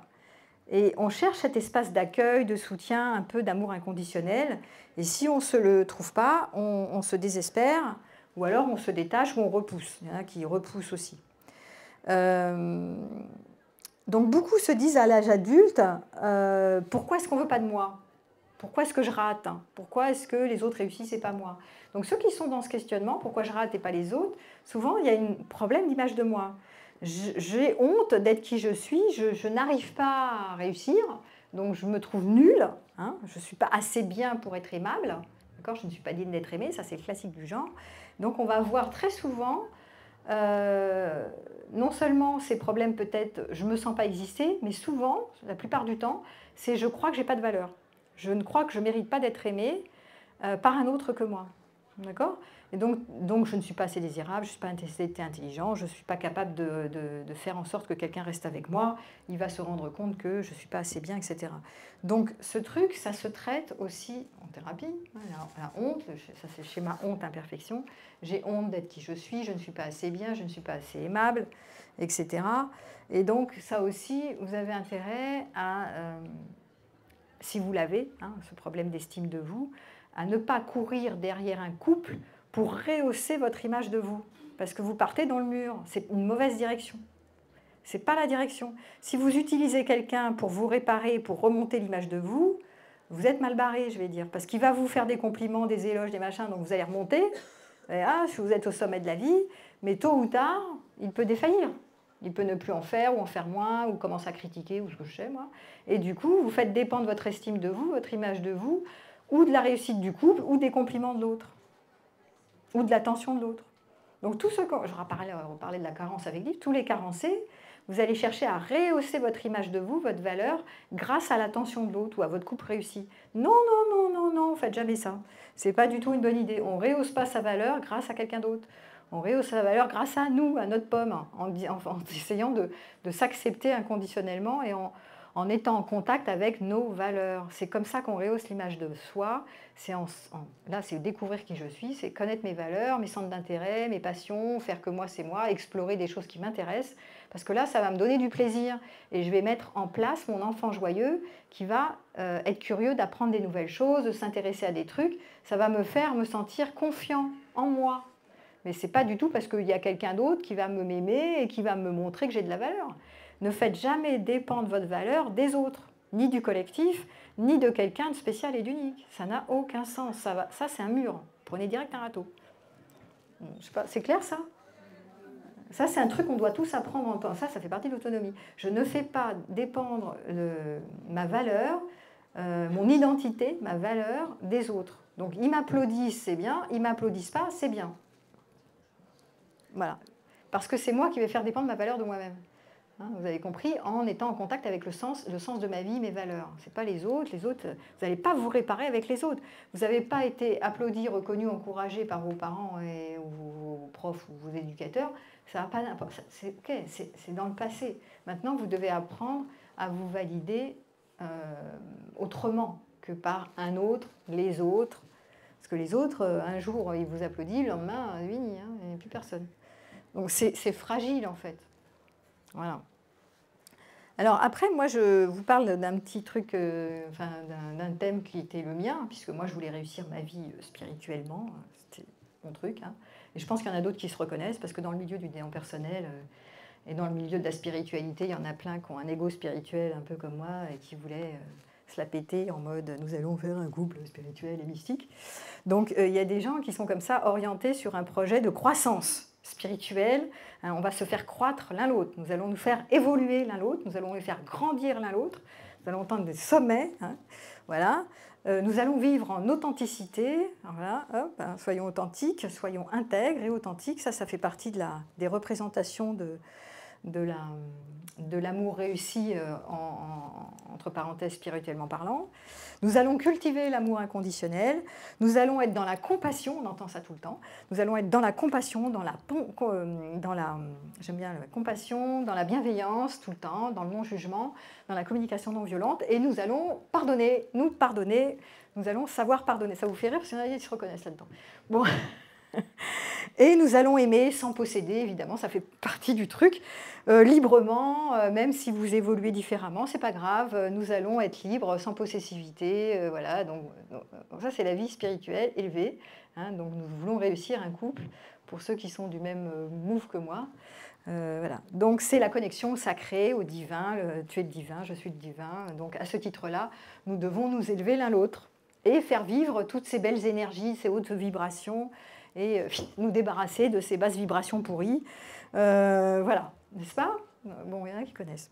Donc certains, voire, moi je rigole parce que c'est un peu une pensée magique, ça. C'est des idéaux élevés, mais effectivement, à chaque fois qu'on cherche, en général, à se réparer, ici, moi je cherchais l'intensité ou surtout de la protection, de la sécurité. On cherche souvent, je vous dis, on cherche deux choses, c'est tout, hein, sécurité et la joie de vivre. C'est tout ce qu'on cherche. On ne cherche pas 50 millions de trucs. Hein. Donc même ce truc de connexion sacrée et tout ça, en réalité, c'est tout pouf pouf, quoi. Ça ne veut pas dire grand-chose. Donc même si certaines personnes voient leur relation amoureuse et en parlent tout le temps comme une voie vers le divin, un espace sacré dans lequel ils peuvent se rapprocher dans une dimension spirituelle plus profonde, en fait, ça cherche un idéal, ça cherche l'humilité, ça cherche l'ego spirituel, ça cherche à se la péter, ça cherche beaucoup de choses. Mais en définitive, ces personnes-là ne se posent pas les vraies questions, qui est, mais au fond, je cours après quoi? Au fond, honnêtement, si j'écoute vraiment le fond du fond, après quoi je cours, si je ne me la raconte pas? Alors ça, c'est une vraie question. Bon, mais on est tellement dans un milieu New Age, machin, un peu chamallow, comme ça, qu'on entend sans arrêt ces discours qui peuvent finalement nous foutre dedans. Parce qu'à force, on croit vraiment que c'est vrai. Et comme tout ça, c'est un idéal, évidemment, ça n'existe pas. Ça s'appelle une relation parfaite. Une relation parfaite n'est pas de ce monde. Donc forcément, vous prenez des reins des murs. Hein, chaque fois que vous voulez atteindre ces trucs-là, ça ne marche pas. Normal. Voilà. Alors posez-vous la question, hein, il se passe quoi si je réussis un couple, pour moi, pour l'autre et pour les autres? Je vais quand même... j'ai plein de trucs encore, mais je ne peux pas tout faire. Je vais faire juste une conclusion, puis je vous laisse la parole. Pas beaucoup de temps. Pour moi, en conclusion, réussir un couple, réussir une vie amoureuse, déjà, c'est lâcher le thème de réussir sa vie amoureuse. Moi, on ne s'occupe pas de ça, c'est une stratégie pour aller bien. C'est une stratégie, ça se fait ou ça ne se fait pas.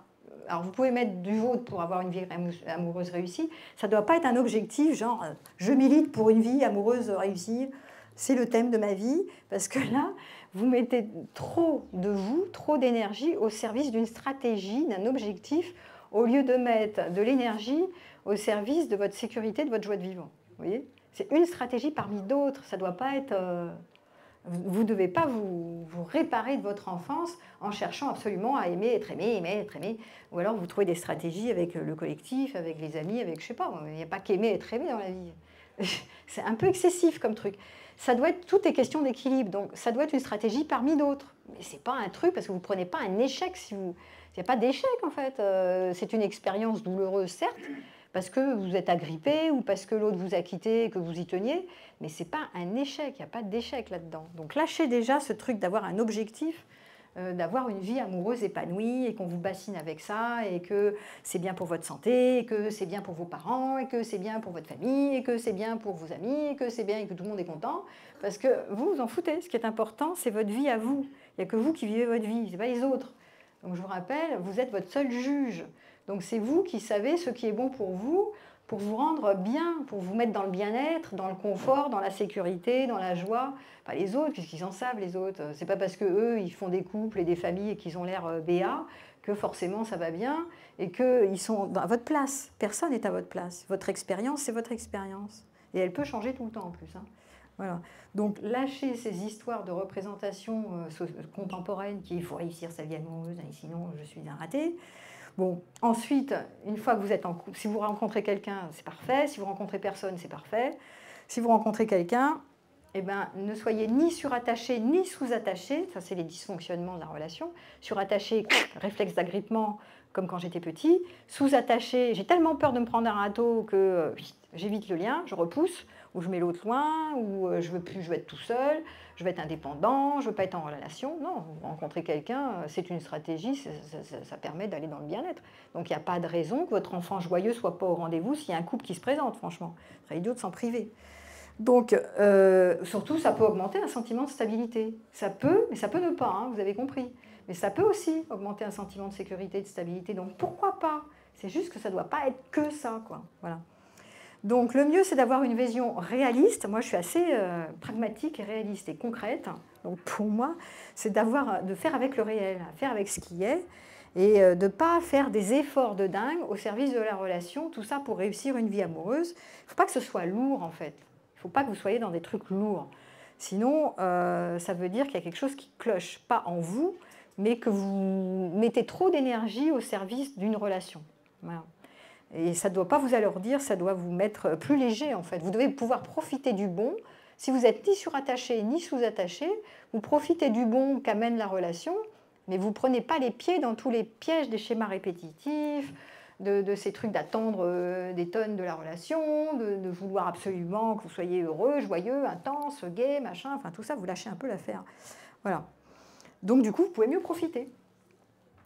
Voilà. Et donc, la base de la base, c'est quand même ce qu'on fait en thérapie, c'est d'aider les gens à les sortir de ces schémas répétitifs, parce que les schémas répétitifs, c'est au service de la survie. J'ai un schéma, par exemple, de carence ou d'abandon, je serai encore abandonnée toujours et encore. C'est au service je prévois que dans ma prochaine relation, l'autre ne pourra pas me tenir, l'autre va me lâcher, en fait. Ça, c'est le schéma abandon. Donc je sens toujours la menace, je suis toujours en menace. Je suis en relation, mais je me sens menacée, je me sens toujours en danger. Donc non, c'est pour ça qu'on fait beaucoup travailler sur les schémas répétitifs quand on travaille en thérapie. Voilà, donc amener une base de sécurité et les aider à trouver un attachement sain. Donc vous devez sortir, si vous voulez réussir votre vie amoureuse, vous devez sortir des automatismes, vous devez arrêter de vous agripper à quelqu'un pour vous sauver la vie. Vous devez sortir de ces schémas de fusion, de dépendance, de soumission, d'abnégation ou d'évitement, de repoussement. Voilà, il va falloir vérifier que votre prédiction, qui est tôt ou tard je me ferai quitter, tôt ou tard il s'apercevra par exemple que j'ai pas de valeur, tôt ou tard je ne sais pas quoi on va me trahir, tôt ou tard, toutes ces prédictions doivent être éradiquées et vous devez aller dans le sens de vos valeurs et pas dans le sens de ces prédictions au sein de la relation. Voilà. Voilà. Ok. Bon, bah, c'était bien tout ça. Donc, il n'y a que moi qui ai parlé, hein, vous avez remarqué.